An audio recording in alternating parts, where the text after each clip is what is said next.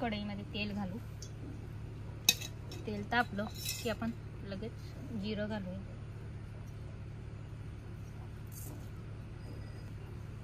आणि हा आपण वाटण केलेला आहे आलं लसूण मिरची ते घालते मी. तसा कांदा तोही मस्त परतून घ्यायचा आहे. कांदा परतून झालाय. आता आपण त्याच्यात मेथी घालू. मेथी मस्त परतून घेऊ. तर आता हे मी बेसन भिजवून ठेवते आधी ह्याच्यात छान असं.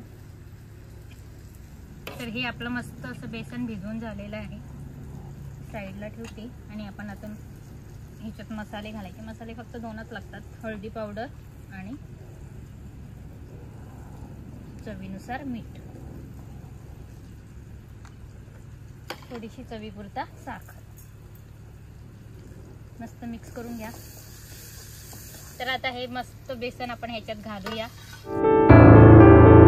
आणि छान असं मिक्स करू. तर आता आपली ही झालेली आहे. मस्त काढून घेते मी. तांदळाची भाकरीसाठी आपण 1 वाटी पाणी घेतोय. आता आपण थोडंसं मीठ घालूया चवीपुरतं. पाणी बॉईल होऊ द्या. तर आता आपला पाणी बॉईल झालेला आहे. मी त्याच्यात तांदळाचं पीठ घालते. 1 वाटी जर पाणी असेल तर 1 वाटीच तांदळाचं पीठ घ्यायचं आहे. मस्त असं उकड काढून घेऊ. तर आता आपली हे उकड झालेली आहे. मस्त काढून घेते. तर आता मस्त हे थंड झालेलं आहे. थोडं थोडं पाणी घेऊन मळून घेऊया त्याला. तर आपलं हे मस्त असं मळून झालेलं आहे गोळा. आता भाकरी थापू. तर आता मस्त अशी थापून घेऊ.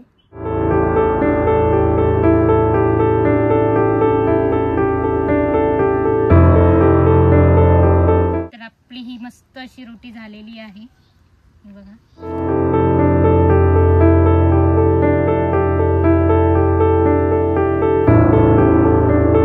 तर आता ही पलटी करून घेऊ आपण. तर आता ही आपली मस्त अशी झालेली आहे भाकरी. तर आता आपण चपाती बनवतोय. मीठ टाकूया. थोडंसं तेल.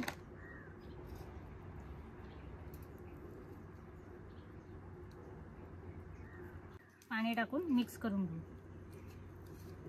तर आता आपली ही मस्त असं पीठ मळून झालेलं आहे. 10 मिनिटं आपण असंच ठेवून देऊया.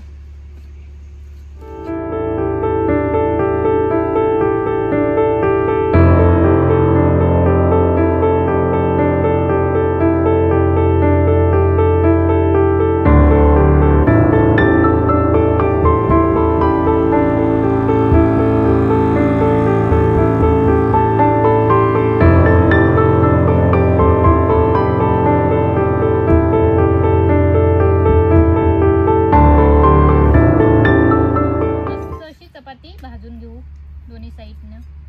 तेल भरपूर.